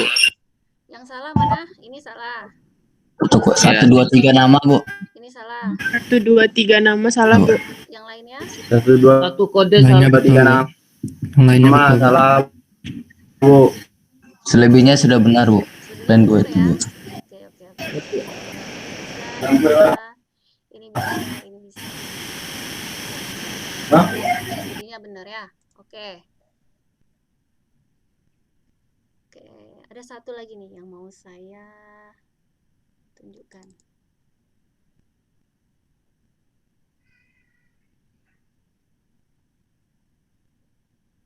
Oh, ini nanti. Mana tadi ya?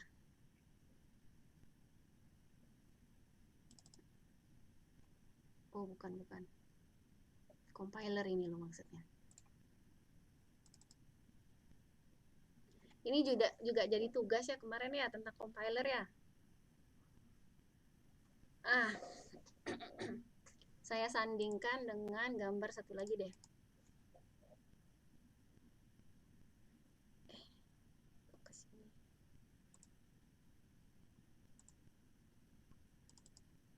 Open with.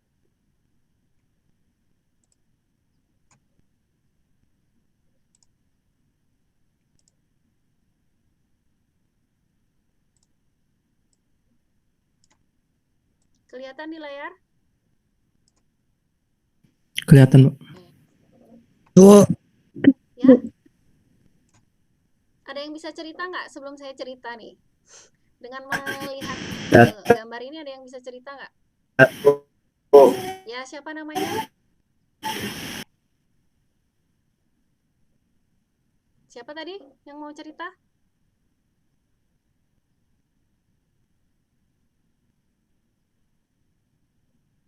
Halo?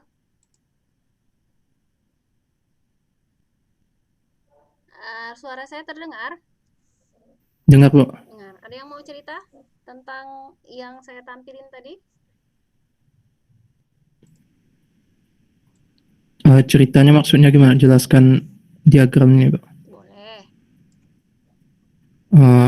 Pertama kita untuk programming perlu text editor Oke, untuk sebentar. tulis programnya. Ya, sebentar Kak Wis. Saya kasih pembuka dulu ya. Biar teman-teman juga Dengar, Bu. ada delay ya kayaknya. Gimana ada delay ya? Saya tadi dengar nggak suara saya? Baru bisa jawab. Oke. Ini adalah alur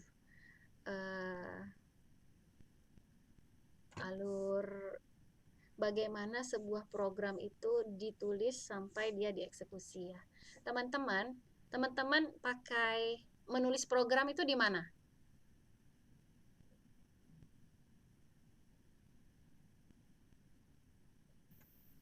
Text editor.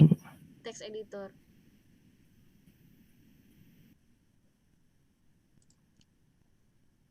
Saya tadi menulis program di sini ya. Ya, Bu. Saya menulis program tadi di sini. Saya juga bisa menulis program di sebuah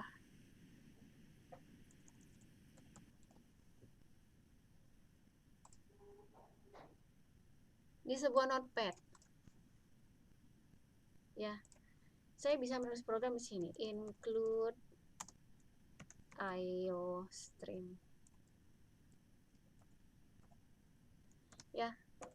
Ya, dan seterusnya nih ya. Saya bisa menulis di sini, saya bisa menulis di sini, gitu ya. Zaman dulu saya kuliah, itu saya sama dosen saya tuh disuruh nulis program itu pakai notepad. Pakai ini, notepad ya. Tahu kan ya? Coba bandingkanlah notepad sama online GDB ini ya. Online GDB ini sudahlah ada apa namanya? Baris kode di sini ya. Kemudian sudah ada warna-warni yang menandakan bahwa mana yang reserved word, mana yang ini, mana yang itu, mana yang string, mana yang itulah gitu ya, warna-warni nih ya. Ada yang biru, ada yang merah, ada yang orange gitu ya. Ya. Ya. Jadi lebih canggih lah nih online GDB atau Dev C++ atau apa nanti yang kalian pakai, code block atau Sublime Text gitu ya. Nah, jadi ada macam-macam tempat ya, ada macam-macam text editor ya, yang bisa digunakan untuk menulis program ya. Nah, kalau di pemrograman kita kembali lagi ke sini tadi. Nah, nih program itu kan butuh kita tulis ya, tadi sudah disampaikan bahwa menulis program itu bisa di mana saja ya, text editor apapun gitu ya. Tapi ketika menggunakan Notepad, jangan lupa untuk ketika kita nge-save ya. Nah, ini bukan .txt tetapi sesuai dengan .cpp barangkali ya. Nah, ini diganti jadi all files ya, sehingga dia tidak dianggap sebagai teks seperti itu. Ya. Nah, kalian pernah dengar Dev C++ yang mungkin saat ini kalian pakai ya, Dev C++? Iya Bu. Iya Bu. Atau yang ini tadi, yang punya saya tadi ya, yang ini online GDB ya. Saya karena males install aja nih makanya saya pakai online GDB ya. Kemudian ada NetBeans, kemudian ada Eclipse, ada CodeBlock, Sublime Text dan seterusnya gitu ya. Nah, Sublime Text saya nggak pernah pakai sih, saya nggak tahu itu IDE atau bukan. Ya, jadi intinya begitulah ya, ada NetBeans dan seterusnya. Ada yang namanya IDE. IDE itu adalah Integrated Development Environment ya, yang di dalamnya itu tidak hanya ada text editor, tetapi juga langsung sudah ada compiler ya. Kalian tahu tugas compiler apa? Menerjemahkan bahasa. Oke, penerjemah bahasa ya. Jadi semacam Dev C++ itu sudah ada text editor dan compiler, sehingga kayak online GDB ini juga ya, sudah ada text editor dan compiler, sehingga ketika kita mengetik program itu langsung bisa dicek ya. Kalau NetBeans atau PyCharm ya untuk Python itu bisa langsung ngecek kalau kita nulis coding aja salah, sintaks errornya itu sudah bisa langsung dideteksi gitu ya, seperti itu gitu. Bahkan kalau variabelnya belum dideklarasikan juga IDE-nya langsung memberikan notifikasi gitu ya. Nah, tetapi tidak dengan Notepad tadi. Notepad tadi kan enggak, kita cuma nulis ya. Kemudian kalau ada salah ketik, salah titik koma, dia nggak akan ngasih tahu. Itu adalah text editor. Dia belum terlalu tidak pintar gitu ya. Dia hanya digunakan untuk mengecek, hanya untuk mengetik teks saja ya, text editor. Nah, ketika kita pakai IDE seperti ini, itu kita sudah dimudahkan ya, dimudahkan dengan kemampuan-kemampuan atau fitur-fitur IDE ya, yang sudah disediakan ya. Jadi kita dengan mudah dapat mendeteksi kesalahan, syntax error dan sebagainya. Itu adalah IDE ya. Itu adalah IDE. Jadi oke, sampai di situ dulu, itu pengantar dari saya. Nah, untuk selanjutnya ini tadi ya, kita menulis program gitu ya, jadilah sebuah program C. Nah, ada yang bisa lanjutkan tadi, Kawis yang mau melanjutkan ya, silakan. Apa selanjutnya, proses selanjutnya? Setelah jadi pertama kita perlu text editor untuk buat programnya, terus programnya di save sesuai extension. Terus karena komputer tidak bisa mengerti bahasa program yang kita buat, kita perlu bicara dengan komputer dengan bahasa komputer, yaitu 0 dan 1 binary. Maka compiler tugasnya mengubah bahasa program yang tadi kita tulis menjadi 00 dan 0101 dan sebagainya, lalu baru program tersebut dibaca oleh komputer, dibaca oleh CPU dan sebagainya, baru program tersebut jalan. Oke ya, jadi ada proses di sini ya. Setelah program ditulis ya, kemudian kita simpan gitu ya.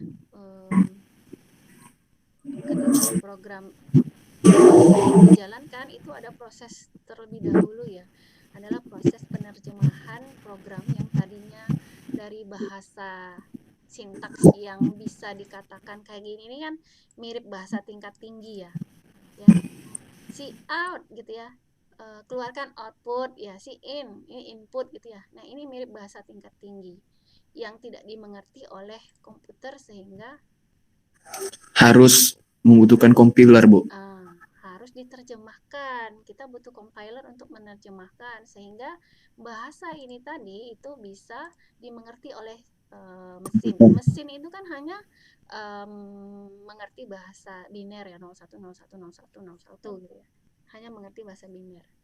Ya, ketika sudah diterjemahkan oleh compiler barulah bisa dieksekusi oleh mesin atau komputer. Seperti itu ya. Ini adalah alur ya. Ketika dikompil itu dihasilkan executable .exe. Ini ya, itu adalah hasil kompilasi. Nah, executable inilah yang nanti dijalankan oleh komputer ya. Kalau di sini sih tidak hanya bisa dijalankan oleh komputer biasa, komputer laptop atau desktop saja ya, tetapi bisa kalau dia sudah executable, kalau C++ itu bisa dijalankan di Android, Mac, iOS ya, microcontroller dan lain-lain. Itu kelebihan bahasa C ya, masih banyak platform yang bisa menjalankannya, tidak hanya di desktop Windows saja ya, tetapi di tempat lain gitu ya, platform lain yang mungkin saja dengan berbagai butuh tambahan ini ya, di binding atau apa gitu ya. Nah, tetapi C itu masih lebih platform free masih banyak lah platform yang bisa menjalankan C. Seperti itu ya. Ini adalah proses dari kita menulis kode program di text editor, kemudian atau IDE ya, tadi ya sudah dijelaskan bahwa apa bedanya text editor dengan IDE gitu ya. Nah, sehingga selanjutnya program dikompilasi lalu menghasilkan executable, kemudian baru bisa dijalankan gitu.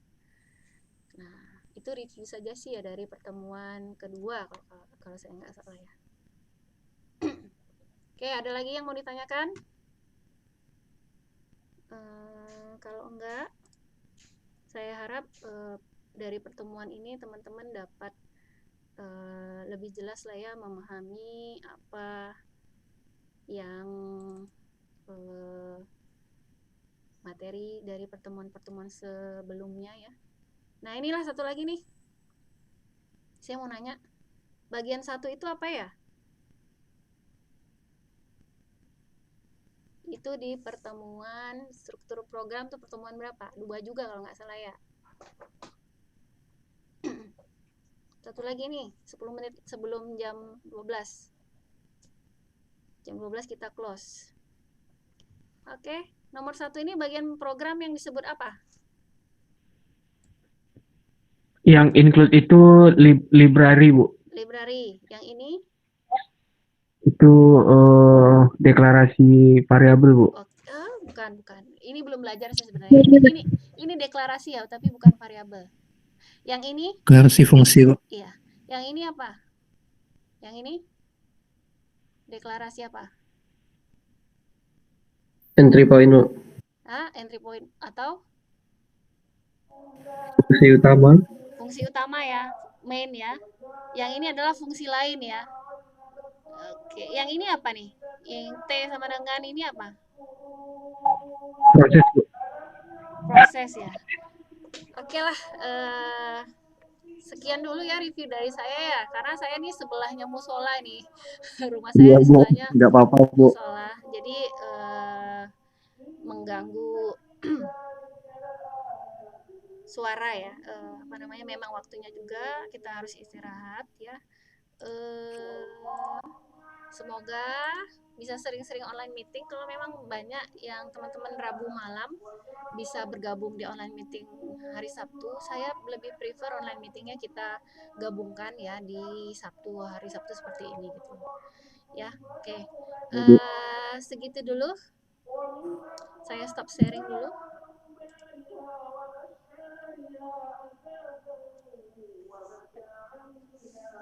Segitu dulu ya untuk pertemuan hari ini. Terima kasih kepada teman-teman yang sudah bergabung dan mengusahakan bergabung ya, walaupun bukan jadwalnya di hari Sabtu pagi ini. Terima kasih atensi dan apresiasinya dalam pertemuan hari ini. Semoga pertemuan online meeting ini bermanfaat ya. Jangan sungkan kalau walaupun tidak teman-teman jika dirasa membutuhkan online meeting nanti boleh infokan saya saja di grup ya, bahwa Bu kita sebenarnya butuh online meeting untuk ini gitu ya. Jadi saya juga menunggu inisiasi dari kalian ya untuk ini apa ya, bertanya gitu ya, seperti itu. Jadi nggak hanya dari saya saja. Semoga efektif semuanya hari ini. Jangan lupa tadi saya sudah buka presensi di Sikuli ya. Teman-teman sudah lakukan presensi di Sikuli yang Sudah, Bu. sampai Sudah, Bu. 3.59 ya. Jadi kalau yang belum nanti silakan ya, presensi di Sikuli saya buka sampai jam 23.59. Kemudian yang ikut online meeting ini saya juga minta melakukan presensi di sini. Nanti saya cek ya sudah berapa yang isi. Itu dulu Tidak ya. ada edit aksesnya, Bu. Gimana?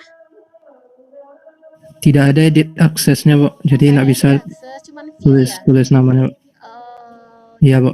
cuman view tadi tuh. Bentar ya. Oke lah, nanti saya ini udah buka dia. Bu, untuk pertemuan kedua sebelumnya, Bu, kita ada meeting online, Bu, tapi absensinya waktu itu belum dibuka, Bu. Pertemuan kedua yang mana ya? Yang kemarin, Bu. Meeting online yang kedua. Absensi belum Yang dibuka. waktu itu nggak dibuka, Bu, tapi pas dicek di Sikuliannya, Bu, kosong, Bu. Di Sikuli kosong. Nah, kemarin belum Ibu buka, gitu. Nanti tolong WhatsApp-kan ke grup aja ya, yang dimaksud yang mana. Ya saya agak bingung juga nih. Yang hari apa? Hari Sabtu juga, Bu. Hari Sabtu. Buka kok, ini sudah valid kok. Saya di pertemuan yang mana ya, yang online itu saya lupa. Ini yang mana ya? Iya, Bu, pertemuan kedua waktu meeting online waktu itu belum Ibu buka, belum Ibu setting.